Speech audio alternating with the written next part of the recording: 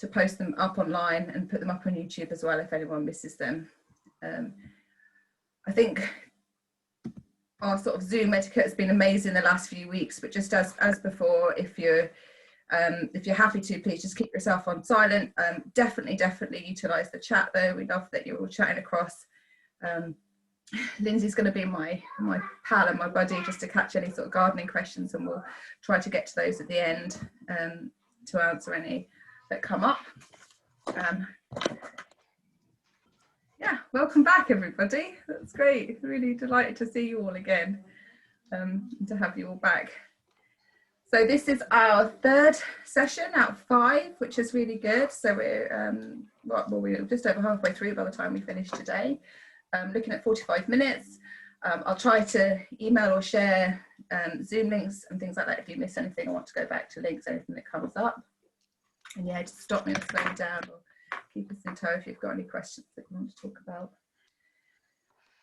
We're talking today about site design and choices. I think, for me at least, I would say this is one of the most important elements if you're starting up or just in your first few years of gardening to consider. So hopefully there'll be things up here that are of interest to you all. We are going to start. I just wanted to share something actually that Libby shared with me last week. Do you remember that we were talking last week about, can people see the screen? Just give us a thumbs up if you can see it. Yeah, cracking. So last week Libby sent me an email after the session. She said, oh, you know that pots thing that you were talking about? This is what she was doing last year. And I thought, oh, what a brilliant picture to show. So she was doing it slightly differently, slightly more beautifully, I think I'd say almost. But she was cutting pots and using a quality street box to hold them into place, which I thought was really clever. And she was also doing this with plastic pots, which I haven't seen before, but she said she makes like a T shape, staples it. It's got those little holes at the bottom. Oh, resume share. It's got those little holes at the bottom. Can you see that one? Just see. No. Hi. How's that? Can anyone see that? No, okay. Well, we won't get too caught up. She basically used the cardboard pots that you saw the picture of, and then she did the same thing by cutting up feed bags and cutting them into a T shape, and then sort of stapling the bottom so that when they were finished. Hi. I was just going to say that I'm here. Oh, hi. There you are. Can you see your picture up there now, Libby? Can you see the plastic pots? Just explain to us what you did there. Well, I've got ones here, but I just like it says there, it shows there, I cut the bag up and I cut it up, so as you see, like T shapes, and then I made a circle. I made a circle with the wide part and stapled it, and then I just tucked the other bit underneath and stapled it again, and I left two little holes, one at each corner, like it shows on the picture, so that it allowed drainage, and they really worked well. I planted French marigolds last year, and they all grew really well in these little pots. And these are actually the same ones. I just pulled them apart to plant them, and then I washed them and reused them this year. I've got them all ready for when I have my seedlings this year.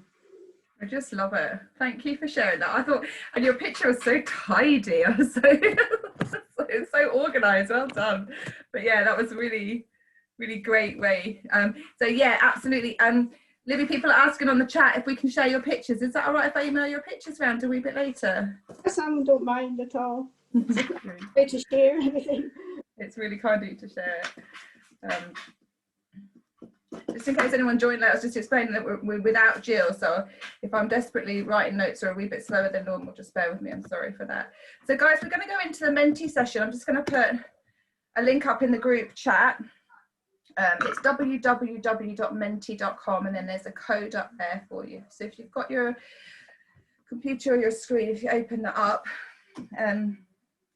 Menti's a way of sort of, if people missed the first session, it's a way of us sort of asking you questions and getting your input and getting you involved without having sort of 30 people chatting on the screen. Again, if you struggle though for any reason, or you aren't able to open a new tab on your phone or computer, don't worry. I'm just going to share my screen and we will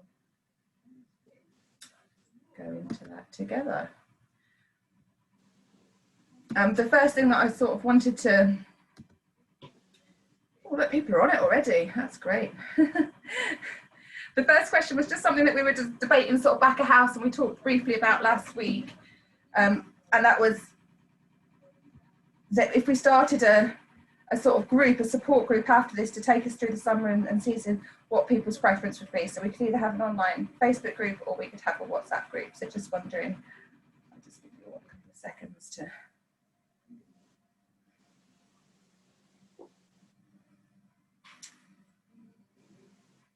If you can't get onto Menti, maybe just pop your answer in the chat box.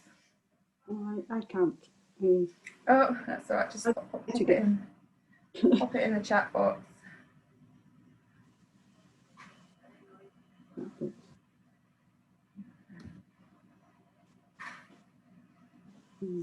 I think that the idea of whatever group or whatever next step we take would be that we can then, you know, just give people support really. If people have got plans to share, if people have got tips, pictures, things like that as we go on into the summer. So hopefully the support that you get from this, there's a lot of local people here, so we can take it forward.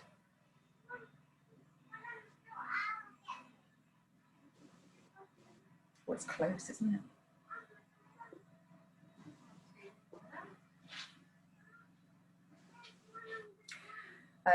Lindsay, I think you're on the, could I just ask you to keep an eye on the chat and maybe just add up what people are saying in the chat for me? Is that okay? All right, sure, yeah. Thanks ever so much. Just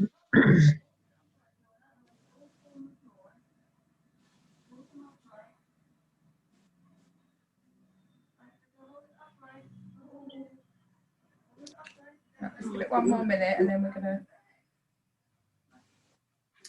And the next slide is because we're doing site design and choices today. I just thought, oh, I'm really interested to know where people are at the moment. So there's 1, 2, 3, 5 questions. And that first one, that's like, I had absolutely no idea. So I think about 50 or 40% of the people that filled out the survey that was in the beginning are just starting out with their gardening. So they're just total beginners. The next one is you're just beginning, but you've got some ideas, but you haven't actually started doing them yet. Totally fine. If your veg garden's quite established, but needs some work, a bit more design, that's probably where I'm at. It's like a never-ending process. If you're super duper duper confident, you're established, there's no design, probably just sit back and grab your cup of tea and cheer me on if that's all right. But also there's a call out here if anyone's really experienced, and anyone does fill that last question in, maybe you can pop your name in the chat because you might be my friend at the end for Q&As. I don't know how to do any of this. Oh, do you know what, Libby? Why don't you, if you pop into chat and just put a question. I'm doing this on my iPad and I don't know where chat is. Oh, I'll tell you what, where do you feel your garden's at, Libby?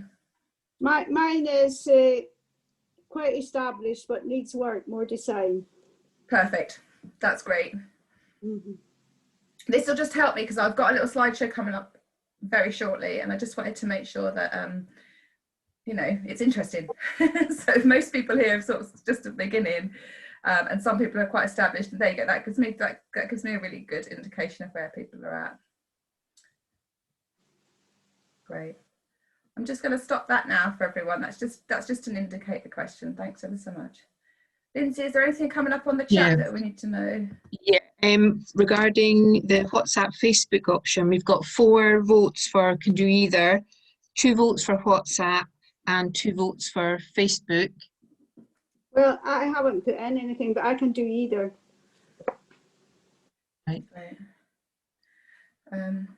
One for me. And then, sorry, I'm just there's 2 groove edge, but need more help to move forward, and 1 is a 3rd option for the garden that you had there. Right. the third one. So still in that sort of top line. Super. Okay. So that looks to me like sort of by a bit of a breath, but definitely there's a margin for a WhatsApp group, which is fine. And some people can do either and either, which is great. So what I'll do is when I send around an email for the links for the YouTube videos for today, I'm going to ask people, there's a GDPR issue. So that means that we need to have your consent, that we can have an open group where other people can see your contacts. So before I can add you to a WhatsApp group, I'll just need you to sign, like just email back saying you consent. I think it's as easy as that. I don't think there's any stress, but we'll then start that and start chatting and get pictures going maybe this week. Something that would be really lovely to see pictures of people's gardens and what they're doing already. And we can share things like Libby's pictures on there as well, you know, so that would be really cracking. Great. I've got this sort of gallery view. It's really nice to see you all again. Sorry that I'm here on my Todd. I miss Jill, but it's lovely to see you all. Right, I'm going to share the screen and we're going to go straight into site design and choices.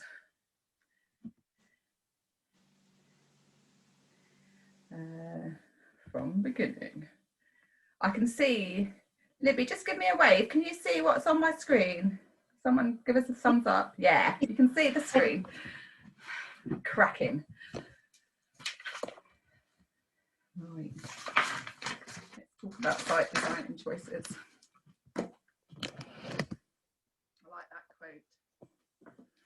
And I like that picture. Site design is intelligence made visible. I was watching a garden, I like watching YouTube videos of gardeners, and I heard a guy, it was an American guy, so it's an American saying, but he said it's front loading your work. It's doing your thinking before you start doing your doing. And I've definitely experienced this as a grower. And Jill and I were talking about this the other day, and she kept popping up going, oh, I did that, I keep doing that. I mean, I keep doing it as well, you know. But by doing some simple design and some simple work at this stage, when you're just either in the beginnings or getting established or putting in your structures and things like that, you will save a lot of time in the future. That's my experience.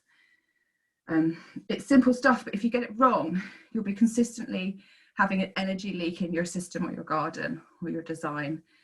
And it can be as simple as placing something further away from the house than it needs to be, and you add 30 seconds on every day. 30 seconds over a summer is a lot of time if you're doing that once or twice a day. But just things like paths, you know, desire lines, and not paying attention to how your space acts. As a gardener and as a grower, I really believe that we can all design as well for abundance. So I'm going to be talking about sort of regenerative design. I'll go into it a bit more, but I want you to believe that what you can design for, you know, make really good connections, make good patterns in your gardens, and just design for abundance. Because if you design and grow for more than you need or abundant things, you can share the excess, and it also allows for if you lose things. So, one of the best tools I can recommend in your toolbox, in your tool shed, should have recommended last week, it's something called permaculture. I don't know if anyone's come across it before. It's actually how I started gardening, and it's a sort of design system that started out in Australia. It's worldwide. It's a massive movement in the UK now. There's the Permaculture Association. There's loads of resources online. It's a design system. It's lots and lots of things. But if you're just starting off and you need a framework, you know, whenever I start to learn something, it's good to have some guidance and some advice. And this, for me, permaculture, it's based on 3 ethics. It's based on the ethics of earth care, fair share, and people care. So the decisions and the framework around it are based on looking after your environment, but also looking after the people and the users in the system, but also having a fair economic system, a fair system in your garden. So that's about sharing abundance, having good connections, things like that, responsible gardening.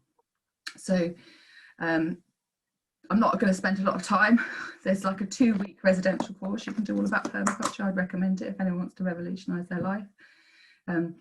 But yeah, these are the sort of principles upon which it acts, and it's mimicking nature a lot of the time, but that's a brilliant design pattern. And just have a Google, do some YouTubing, get inspired. I really, really recommend it. One of the best things I came across when I was doing permaculture and started learning about permaculture was something called the Sediment design process. So there's some chat going on. So don't, oh, can you guys hear the drum roll? I cannot get rid of the drum roll. But don't get too stuck on this. It can maybe look like a bit of a confusing thing, but it's basically setting out some really simple steps. S stands for survey. So survey your garden and your area and your land before you start doing things. So this gives you some things. Look at your site, look at your climate, your soil, your wind, do some maps. You know, what is it now? So you would call it a base map. Look at your borders. How does water move through?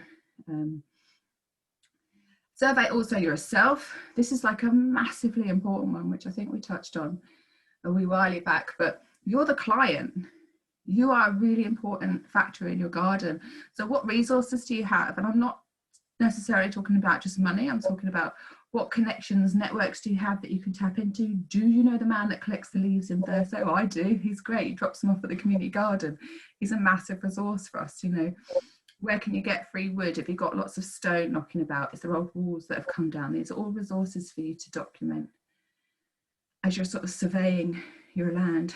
What are your values and what are your goals? What do you want to get from your gardening? So it's really important that you spend a little bit of time as you are designing your garden, just to think about these aspects. It can be as simple as just doing some little lists or mind maps for yourself.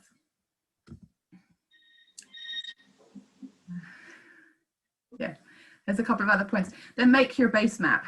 Have a look at your base map. Make a map of what your garden looks like. Again, there's lots of advice and examples online. It's kind of doing a little drum roll for me every time. But yeah, analyze what you've got. Analyze, look at your functions, what you want your garden to achieve, and where these things play within that. And then do some design around it. I really can't focus enough on this sort of placement, the zones and sectors. So zones, that's looking at splitting your garden into different areas and spaces. So your zone 1, as they would do in this design survey, is the places closest to your house, so the places of most activity. An example of that, and you see it a lot in Victorian gardens, this is not reinventing the wheel, you see a lot of other design practices, things like putting your herbs and the things that you go most to nearest to your house and the places that you walk the most. So that when you're cooking your lunch on a Sunday and you just want to nip out and get some rosemary from the garden to stick in with your potatoes, it's not a 2-minute jog down to the bottom of the garden and back again. Because trust me, if you have to do that every Sunday, you won't do it and your rosemary won't be picked. So it's looking at where to place things within your system. You probably don't want to place your compost bin in the sunniest spot in the garden. That's a really important spot. It's a valuable piece of land for you in terms of your growing. So you might decide to place that sort of out of the way and out of the line of sight because it's a bit more messy. Also look at, they call it your desire lines, but where are your natural paths? Where do you naturally want to go to within your site? So if you've got a path from A to B, there's no point in putting a fence up because in your design you think, oh, that's what I'm doing, I'm whacking that off. Because you'll find either that you're adding time every day to your gardening, but also it's just not clever planning. So have a look at things like that. So then you've got your design, you've got your 2 bits of paper, you've got a map at the beginning, you've got a map at the end, and you've had a think. Don't get too stuck on this. It's like, like I said, it's a 2-week course in itself. But have a look and just to think about it. That's what I'm saying, is at this point, if you're starting off or just starting off and you've got all these ideas, capture the ideas. You know, think, oh, I really like the idea of that, and I really don't like the idea of that, and I want to do this, and what do I want? I want to grow lots of fruit. I love making the jams and chutneys. I don't want to grow lots of fruit. You start to think about all this as a gardener, and you've started to get your design. That implementation and implement, sorry about that, implement and maintain. This for me is really important because, like, I'm learning now that I'm not just a gardener and I don't need to do everything this year. It's years and years of work and process to build up your soils and to get a really good, oh look, Jill's waiting to be let in, guys, that's exciting. To build up your design. So as you go, I would suggest doing a bit of a timeline. What do you want to achieve this year? Like now, exactly now in these winter months, is the time to think about what you want to be at this time next year. You might have put down on paper this absolutely epic design, and there's fruit trees, and there's, you know, there's boundaries and fences and ponds and chickens and compost bins everywhere, and you're doing all this. But trust me, that might not be where you want to be in this time next year. You might just want, if you're beginning to do something, is to do 1 or 2 small beds just to grow your salads. You know, get started small start. So start small and work your way up. So although you might have your design, you don't need to implement it all in the first year or 2. Gardening is like a long time thing. And the mistakes you make this year, you have to wait a whole sort of 9 months or so to make them again next year. So take your time with it and don't stress over it. And do the recording, like Jill talked last week about the recording in the book and the analysis. So write that stuff down, and then you go back and evaluate it, and maybe change it and tweak it. That drum roll. Have a think about what's going well, what's challenging, and how that looks against your aims and objectives that you made last year. If this is your second year of growing, maybe do that exercise already. Have a think about what went well last year. You know, as some of you here, I know you got the salad plants and stuff from the community fund. Was that good? Did that go really well? Like, you had 1 box last year, would you like 2 boxes this year? You know, would you like 3 boxes this year? What didn't go well? They got eaten by slugs, or they didn't last all. So what do you need to change? Draw some pictures. Have a Google, go onto Google Images and Google garden design images, and you'll start to see some ideas of how people have designed their back gardens. These are like absolutely beautiful, and possibly much more than you need to do, or more than I've ever done, but they're really good examples of how you might have a picture start to gather because you've done a bit of process around your garden. And I think I said it at the beginning, but honestly, time that you spend now just having a think. Jilbo, are you here? I am indeed. I'm back, baby, I'm back. Go on, chirp him. What do you think about garden design? You had this slideshow yourself yesterday, but do feel free to chirp in. I'm just talking about maps and things like that. Just saying how important it is. What's your experience? I know that you would have talked about how important it is to think about your layout, and as I said, I'm sure I've said before, it's one of the biggest problems that I've had in my garden, because my garden was already I've lost you. already established by somebody else, and how it would have made it quite. Sorry, am I still here? It would have made it quite difficult for me to change it. It would have made it quite expensive for me to try and change the layout, and I've kind of just had to work with what somebody else has thought of, which kind of means, like, my vegetable patch, for example, is spread to the 4 winds. It's kind of all over the place. I've got tatty boxes here, and I've got a veg plot there, and I've got another bit there.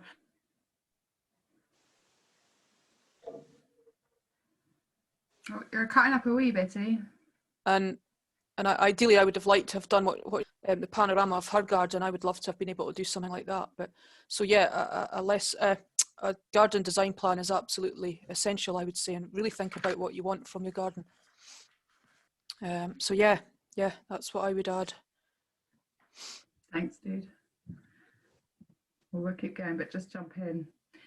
Having said that, if that picture that I put up as Sediment design is a bit mind-boggling, you're thinking, come on, Shazza, I've got 3 square meters. Do I need to go into it that much? No, possibly you don't. You maybe don't need to sit and draw lots of maps in the middle of January, but you do need to do some thinking. So here's my top tips. If you're gardening, I would recommend raised beds. Raised beds, this picture below is very swanky raised beds, but raised beds are great when you're growing vegetables. I would define your space, they make them easy to manage. Start off with fairly small raised beds. I would suggest you make them about 90 to 120 centimetres in width. That width is important because as you stand on the edge of the bed, you can reach into the middle. The idea of a raised bed that you don't have to tread on the soil. So don't make them too wide. Make your paths about 60 centimetres, I would say. Be mindful of your paths. You might get wheelbarrows up and down them. You can make them bigger if you have different access needs, but I would start with about 60 centimetres.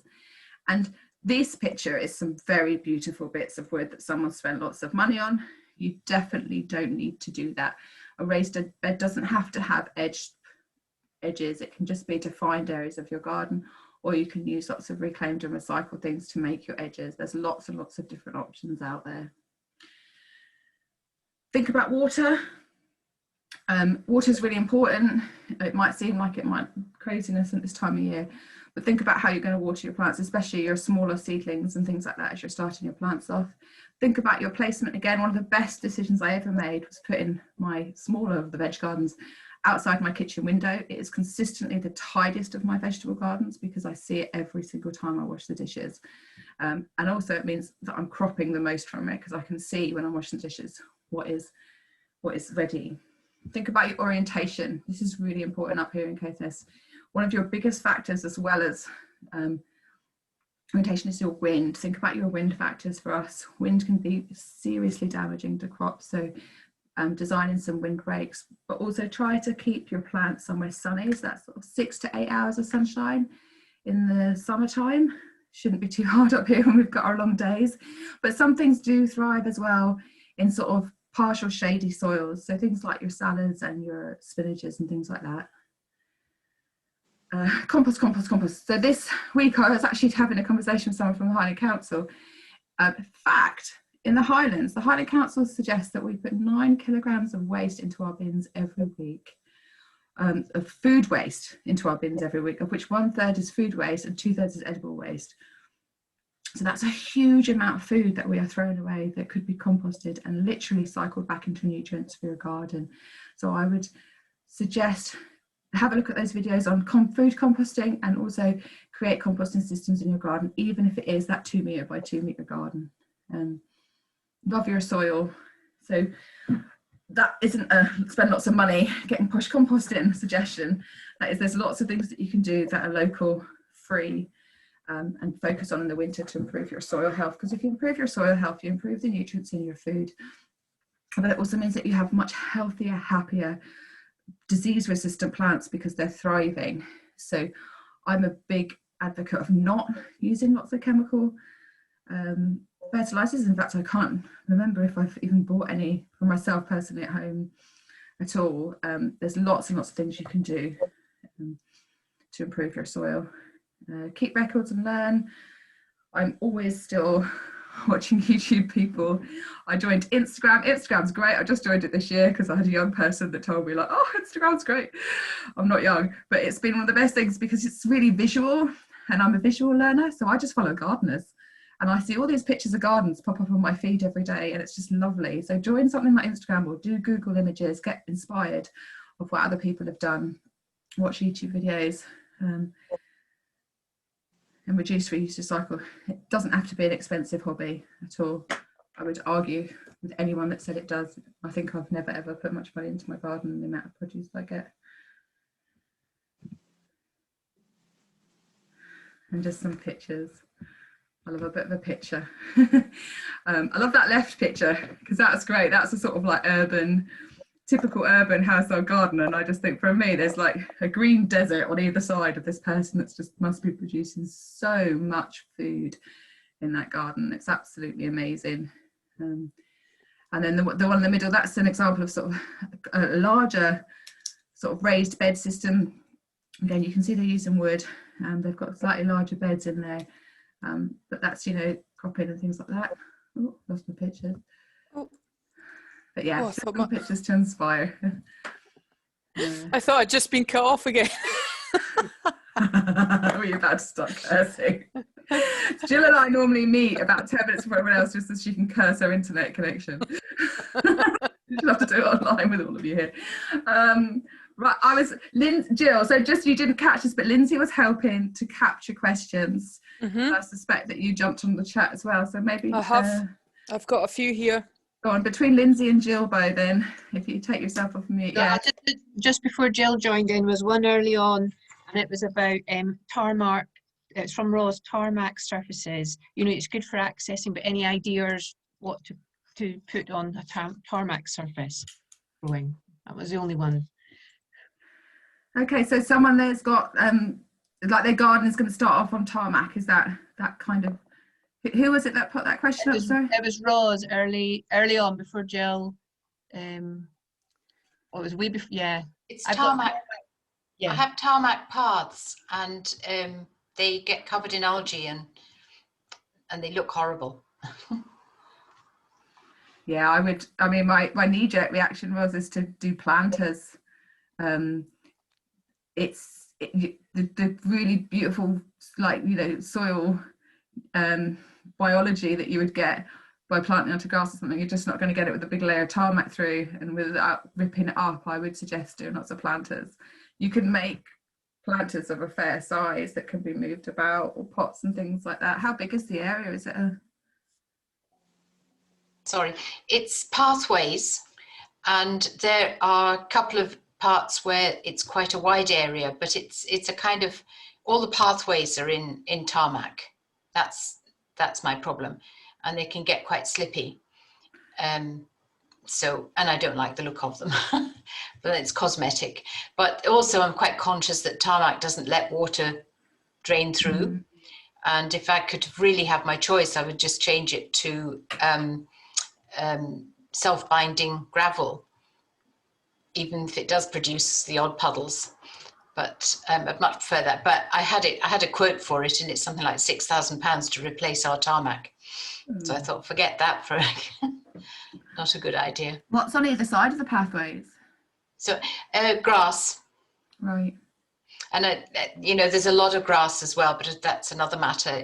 We have the typical grass desert with all the garden is in a border. It's a walled garden, so it's absolutely perfect from that point of view. But the planting is all round in the border. It was pre-planted.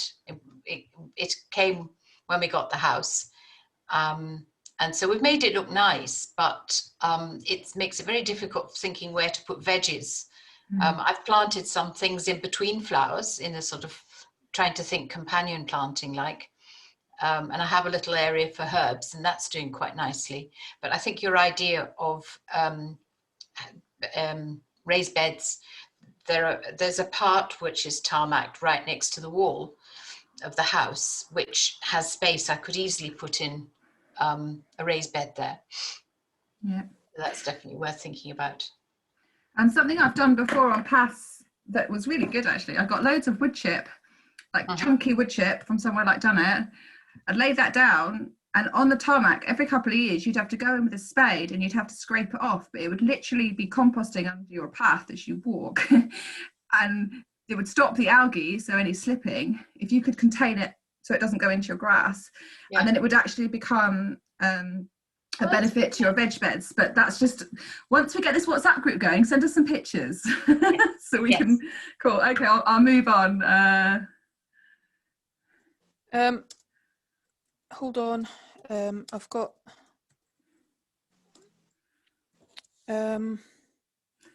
sorry, Sharon, you go. Sorry, no, I was just wondering about your questions, if anyone any we had a question about slugs and snails, about how to prevent them, things like eggshells not working particularly well, but somebody said to use the old beer trap is good. Snails are good for going out at night and sort of going out on a snail search and picking things up. I go out with a torch quite often to the polytunnel and into my garden after dark. Sharon's laughing because I know she does the same. And we go out, and my particular one is vine weevils, so I go searching for vine weevils at about 9:30, 10 o'clock at night, because that's when the adult females come out, and you can pick them off. So the recent one for slugs and snails is coffee granules. Apparently they don't like it because they have such a sensitive body underneath as to where they move around, obviously by their little trail of slime. They don't like anything that feels different underneath and feels strange to them. So coffee granules apparently around your plants may help to deter them. That's another one to try. Be a little bit careful with coffee granules, so you don't want to get to the point where you've got such a thick layer on that you're causing problems for your plant, and don't allow the coffee granules to come into contact with any of the stems of the plant is the other thing that I would say. So put a nice circle round about it, build up a wee layer, but don't let it come into contact with the stem. Do you want to add anything on slugs and snails, Sharon? Oh, dude, yeah, they're indicators in your garden of a weak system. Their function in nature is to take out weaker plants. That means that your system is not resilient and strong. So my advice is get some little ponds going, like encourage the predators, you know, leave little piles of wood and sawdust. We've got an absolutely cracking froggy toad type dude that lives in my polytunnel, and I've made him little habitats all over the place, and I see him all the time, and he did all my slug protection for me last year. I did not have a slug problem. So my suggestion is encourage other workers into your garden. I have not yet used slug pellets. I think that I'm very mindful of the fact that they're doing a job. They're an indicator. So notice what they're telling you. Your garden isn't resilient, and change it. I also have a frog living in my polytunnel. And the one thing I don't have problems with is slugs. I've got beautiful hostas every year. I never have any bother on my hostas at all. So it really is important. What Sharon's saying is really important about inviting in the natural predators for some of these things. So it's really about increasing the biodiversity that you have in your gardens, because it really does make a huge difference. That's one of the major things I've learned from this. It makes a massive difference. We had a wee one, sorry Sharon. No, crack on. We had a wee one about strawberries as well, to try and prevent slugs from getting to strawberries. The best thing I've found for strawberries is to grow them up high. So split your strawberry plants up, put them into, oh God, what are they called? My brain's still not quite in gear, sorry folks. Put them into hanging baskets. They're a great idea for strawberries, and then that way the slugs will definitely not get to them. Consider growing your strawberries vertically up a wall instead of, if you've got wall space, that's ideal. And use hanging baskets if you're really determined to get a good strawberry crop this year. Oh no, carry on. As somebody was, I'm sorry, I can't remember who was asking about north-facing garden as well. So there was a question about north-facing gardens and really needing to specialise in some of the shrubs and flowers that will tolerate a bit of shade. So as one of the subjects I'm having to look at the moment, I have a list of 175 plants to learn from my last 2 exams. And one of the things I've got to look at is north-facing and shaded gardens. So what I will do is I'll make up a list of plants which are suitable for north-facing and shade, and ping it all out in an email. I'll give it to Sharon because I think she's got everybody's emails. So I'll ping it to Sharon and we can get it distributed out to everybody if that helps a wee bit as well. Another wee question about specialising in pots and things. The soil.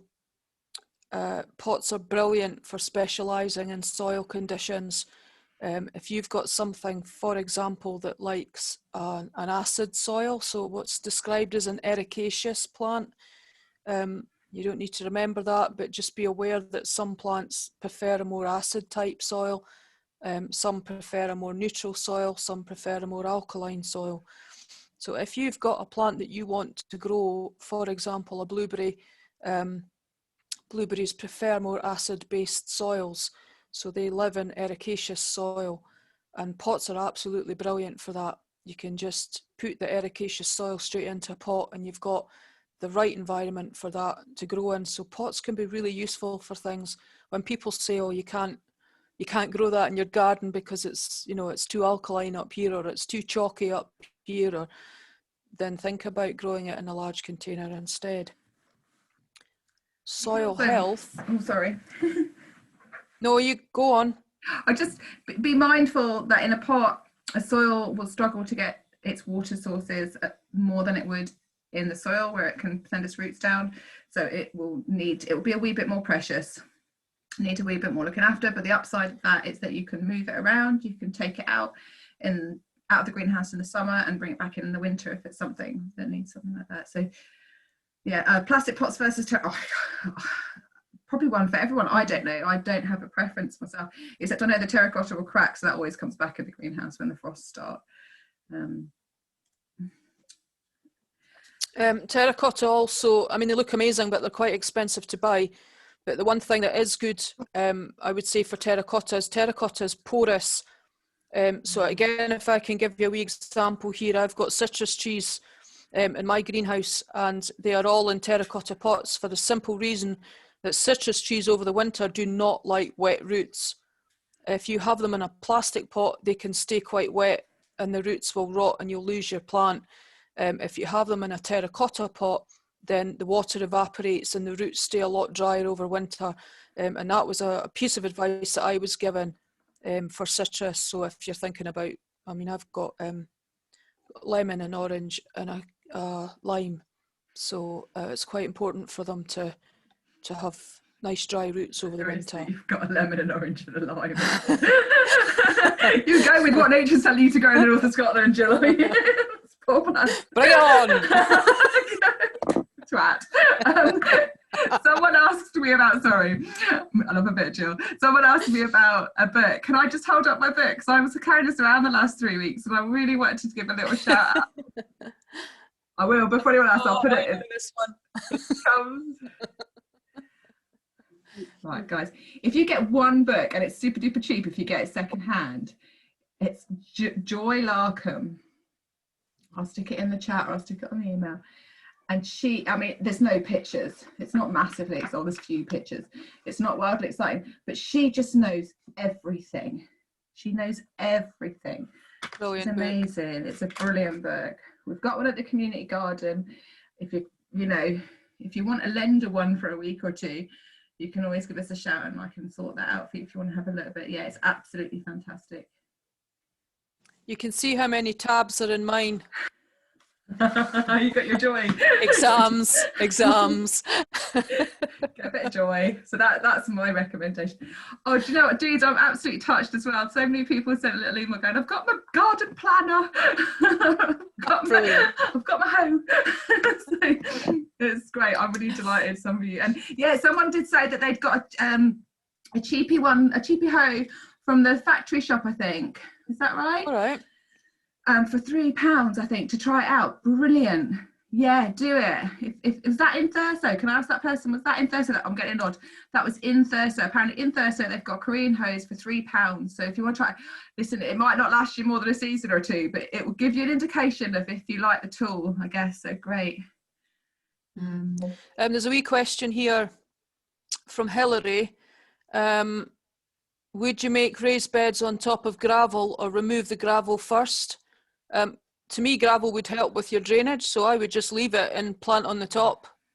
Yep, gravel's brilliant for drainage. Give yourself a good soil depth because they won't go. You know, if I was making a raised bed onto grass, I'd only maybe do a soil depth of 60 centimeters or something, because I know that over time the grass will die and they'll have direct access. But probably a gravel's got some sort of terram underneath it. So imagine the biggest root ball of the plants. If you're going to grow that, you need to have a good depth. I'm mindful of time, Jill, so I'll do my little wee roundup. Is that all right? Can I just very quickly say, last week somebody was asking about crop rotation with potatoes, and I said I would check about strawberries. Never put strawberries in before potatoes and never put strawberries in after potatoes. I was right. There is a disease called verticillium wilt, which strawberries are very prone to, especially if they've been growing in a bed after potatoes. So that was one thing definitely not to follow potatoes with. The other one, as I said at the time, was tomatoes, because obviously they're the same family, and peppers and eggplants, because of the soil is quite depleted in nutrients after potatoes. So you'll not get your peppers and your eggplants into fruit, because they won't have enough. They need quite a lot. So I hope that makes sense as well. You were absolutely right last week when you said go with your root crops and your root vegetables, so your swedes, your turnips, your carrots, your beetroots, things like that after tatties. Well done. That was how like instinct. I knew there was something. I knew there was something that I was reading in my notes, and it was just a question of pulling it back into the memory bank. I see your question face. I'm just going to do a roundup in case anyone's mindful of time and needs to run away, and then we'll stay and we'll talk to you about that. I've got so many opinions on raised beds. So, yeah, that'll probably keep you going for about 10 minutes. Next week, we're going to talk about seeds and seed choices, which is really good. And we'll also start getting prepared because we'll have, the last session will be a question and answer. So we'll probably do some group work as well. I will send out an email this week. Jill, there was a we vote. We voted for a WhatsApp group. That's the sort of consensus. Or not consensus, it's slightly more consensus than Facebook, which is fine. And I've explained the GDPR process to people. So I will try and get that sorted out this week so we can get that up and going and get our training wheels off. And yeah, as before, just stay if you want to stay another 5-10 minutes.